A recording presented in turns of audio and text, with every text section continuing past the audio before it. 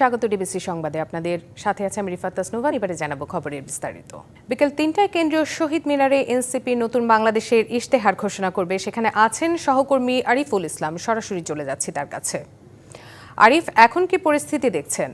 তাসনুভা, যদি আমি বলতে চাই যে ৩টার সময় যে আনুষ্ঠানিকতা শুরু হবে, নতুন বাংলাদেশ ইশতেহার ঘোষণা করবে এনসিপি, সেই উপলক্ষে কেন্দ্রীয় শহীদ মিনার প্রায় বলা যায় যে শতভাগ প্রস্তুত।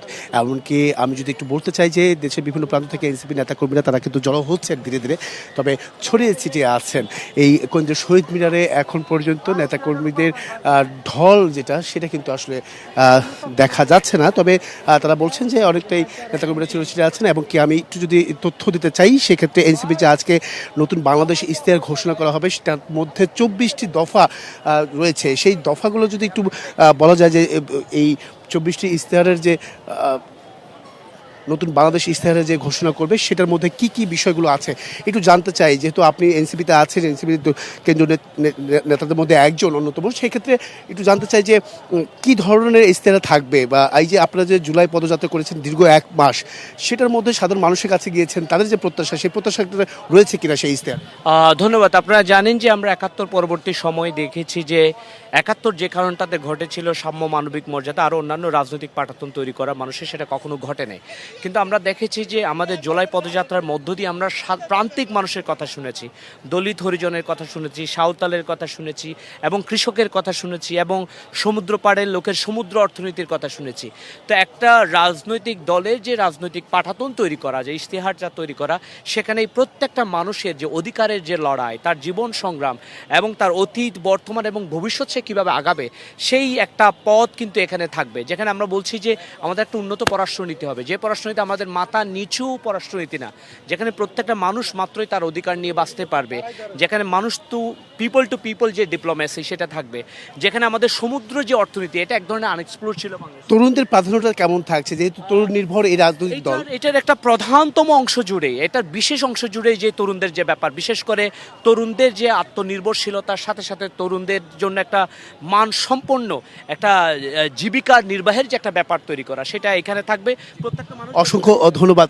তাসমা, বিষয়টা হচ্ছে যে তারুণ্যের নির্ভর যে রাজনৈতিক দলটি এনসিপি, তার মধ্যে যে বিষয়গুলো ইশতেহারে ২৪টি দফা থাকবে, তার মধ্যে তরুণদেরও একটি প্রাধান্য পাবে স্বাভাবিক।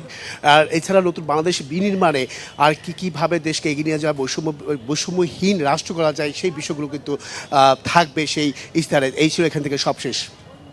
জি আরিফ, ধন্যবাদ জানাচ্ছি আপনাকে। এদিকে জুলাই গণ অভ্যুত্থানের বর্ষপূর্তি উপলক্ষে রাজধানীর শাহবাগে সমাবেশের আয়োজন করেছে জাতীয়তাবাদী ছাত্রদল। বিস্তারিত জানাতে সমাবেশ স্থল থেকে যুক্ত হচ্ছেন সহকর্মী আনোয়ার হোসেন।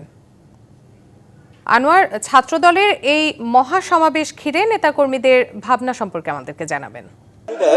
ছাত্রদলের এই সমাবেশ, এটি ঘোষিত, অর্থাৎ এই যে জুলাই অভ্যুত্থান, গণ অভ্যুত্থানের বর্ষপূর্তি পালন উপলক্ষে এই কর্মসূচির অংশ হিসেবে এই আয়োজন। আপনাকে একটু বলে রাখি যে আনুষ্ঠানিকভাবে এই সমাবেশটি শুরু হবে বেলা ২:৩০টায়, কিন্তু তার আগে সকাল থেকেই কিন্তু আমরা দেখছি যে বিভিন্ন, অর্থাৎ এই যে ছাত্রদলের যে, অর্থাৎ শুধু ঢাকা না, আমরা যে তথ্যটি আছে সেটা হচ্ছে যে সারা দেশ থেকে কিন্তু ছাত্রদলের বিভিন্ন স্তরের নেতাকর্মীরা আসলে এই সমাবেশে উপস্থিত হবেন। এমনটা আশা করা হয়েছে যে লাখো একটি সমাগম ঘটবে আজকের এই সমাবেশে। এখন আমরা দেখছি যেটি, সেটি হচ্ছে একদম শাহবাগ মোড় থেকে যে চারপাশের যে রাস্তাগুলো আছে, এরই মধ্যে কিন্তু অনেকটাই কিন্তু পরিপূর্ণ হয়ে গেছে বিভিন্ন নেতাকর্মীদের পদচারণায়। আরেকটি বিষয় সেটি হচ্ছে যে আজকের এই সমাবেশের যে মূল উদ্দেশ্য যদি করি, তাহলে বলতে হবে যে জুলাই গণ অভ্যুত্থানে ছাত্র দলের যে ভূমিকা ছিল, সেই একটি বার্তা এখান থেকে আসলে উঠে আসবে।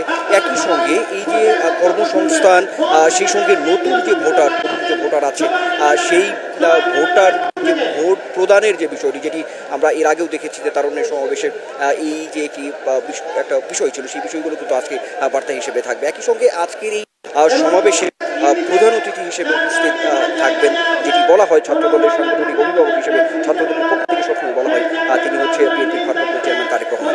একই সঙ্গে কেন্দ্রীয় যে নেতা, এখানে প্রধান বক্তা হিসেবে থাকবেন বিএনপি মহাসচিব মির্জা ফখরুল ইসলাম আলমগীর।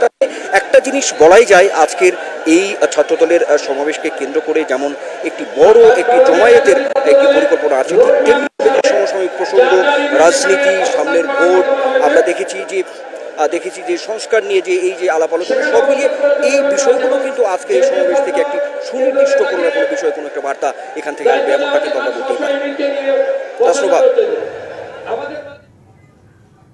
জি আনোয়ার, ধন্যবাদ জানাচ্ছি আপনাকে। জুলাই আগস্টে সংগঠিত মানবতা বিরোধী অপরাধের মামলায় সাবেক প্রধানমন্ত্রী শেখ হাসিনা সহ ৩ আসামির বিরুদ্ধে সাক্ষ্য গ্রহণ শুরু হয়েছে। রবিবার আন্তর্জাতিক অপরাধ ট্রাইব্যুনালে সূচনা বক্তব্যে অ্যাটর্নি জেনারেল আসাদুজ্জামান জানান, নিষ্ঠুরতা নয়, ন্যায় বিচার নিশ্চিত করতে চায় ট্রাইব্যুনাল।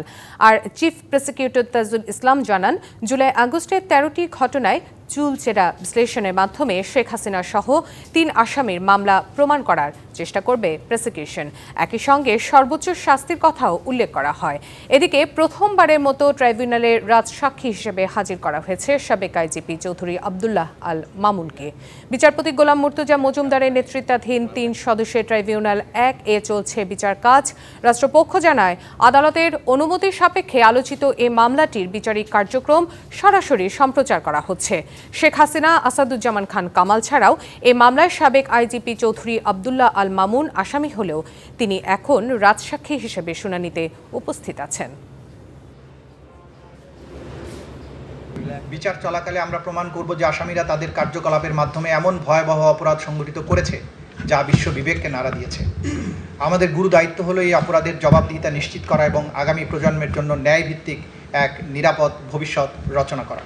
আমাদের আইনি প্রক্রিয়ায় যেটা হবে, আমরা বলেছি প্রচলিত আইনের সর্বোচ্চ শাস্তি দাবি করি, তবে সেই সর্বোচ্চ শাস্তি প্রয়োগের ক্ষেত্রে অলিভার ক্রমওয়েল আমাদের সামনে উদাহরণ হবে না। আমাদের সামনে উদাহরণ হবে সর্বোচ্চ শাস্তি বাংলাদেশের প্রচলিত আইন যেটা আছে সেটাই। 4 শ্রেণী করদাতা বাদে সবার জন্য অনলাইনে আয়কর রিটার্ন জমা বাধ্যতামূলক করেছে রাজস্ব বোর্ড। সকালে জারি করা এক আদেশে বলা হয়েছে, 65 বছর বা তার বেশি প্রবীণ করদাতা, সনদ দাখিল সাপেক্ষে শারীরিকভাবে অসামর্থ্য বা বিশেষ চাহিদা সম্পন্ন করদাতা, বিদেশে অবস্থানরত বাংলাদেশি করদাতা, মৃত করদাতার পক্ষে আইনি প্রতিনিধি, এই 4 শ্রেণীর করদাতা বাদে সবাইকে অনলাইনে আয়কর রিটার্ন দাখিল করতে হবে। চাইলে ওই 4 শ্রেণীর করদাতাও অনলাইনে রিটার্ন দাখিল করতে পারবেন, তবে বাধ্যবাধকতা নেই। 4 আগস্ট থেকে চলতি 2025-26 কর বর্ষে অনলাইনে রিটার্ন দাখিল বাধ্যতামূলক। তবে এই রিটার্ন সিস্টেমে নিবন্ধন সংক্রান্ত সমস্যার কারণে যে কোনো ব্যক্তি অনলাইনে রিটার্ন দাখিল করতে না পারলে 31 অক্টোবরের মধ্যে সংশ্লিষ্ট উপকার কমিশনের কাছে সুনির্দিষ্ট কারণ উল্লেখ করে আবেদন করলে অনুমোদন সাপেক্ষে করদাতা পেপারে রিটার্ন দাখিল করতে পারবেন।